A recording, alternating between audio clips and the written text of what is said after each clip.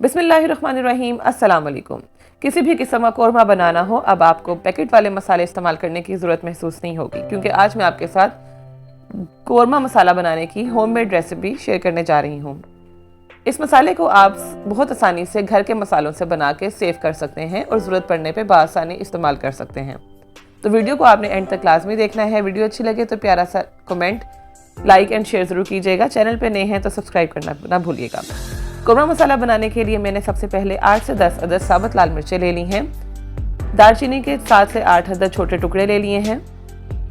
साथ ही इसमें शामिल कर दी हैं 8 से 10 अदद छोटी इलायची। 1 से 1.5 टेबलस्पून भर के जीरा इसमें शामिल कर दिया है। 1 टीस्पून लौंग इसमें जाएंगे। 3 बड़ी इलायचियां।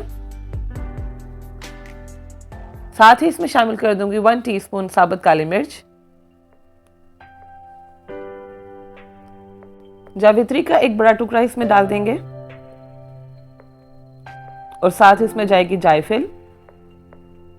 इसका छिलका हम हटा लेंगे और आधा जायफल का टुकड़ा हम इसमें शामिल कर देंगे। पूरा हम शामिल नहीं करेंगे क्योंकि ये जो टुकड़ा है जायफल का ये बहुत बड़ा है, इसलिए हम इसमें आधी जायफल शामिल कर देंगे। छिलका इसमें नहीं डालेंगे, छिलका हम इसका वैसे भी हटा लेते हैं। जायफल और जावित्री से खुशबू इस मसाले की बहुत अच्छी हो जाएगी। साथ ही इसमें तेज पत्ते जाएंगे 3 से 4 अदद। इसको भी हम छोटा कर लेंगे, चूरा कर लेंगे इसका, ताकि पीसने में आसानी रहे। ये सब मसाले हैं जो इस कौरमा मसाला में जाएंगे। आप एक दफ़ा इस कौरमा मसाला को बना के रख लेंगे तो आप इसको 1 से 1.5 महीने के लिए बआसानी स्टोर कर सकते हैं और इस्तेमाल कर सकते हैं। इन सब मसालों को हम मिक्सी जार में डाल के पीस लेंगे, इसका फाइन पाउडर बना लेंगे।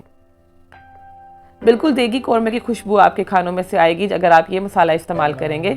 आलू गोश्त का सालन बनाना हो, आलू चिकन का सालन बनाना हो, देगी स्टाइल में चिकन कौरमा, मटन कौरमा या बीफ कौरमा, कोई भी कौरमा आपने बनाना हो, आलू गोश्त का सालन हो, आप ये मसाला इस्तेमाल करें। बिल्कुल देगी खानों जैसी खुशबू और जायका आपके खानों में से आएगा। तो यहाँ पे मैंने इन सब मसालों को पीस के एक फाइन पाउडर बना लिया था, आप ये चेक कर सकते हैं। थोड़े बहुत इसमें अगर इलायची के ज़रात रह भी जाएं या दालचीनी के तो इसका कोई मसला नहीं है, जितना फाइन हो सके आप कर लें। लेकिन अगर कुछ रह भी जाए तो आप उसको निकालिए मत, उसको रहने दें इस पाउडर में ही। तो यहाँ पे पाउडर हमारा तैयार हो चुका है।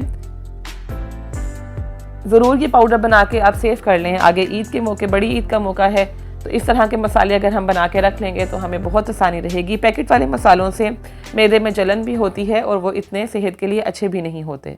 तो घर की बनी हुई चीज़ें साफ़ सुथरी होती हैं, मसाले भी साफ़ सुथरे होते हैं।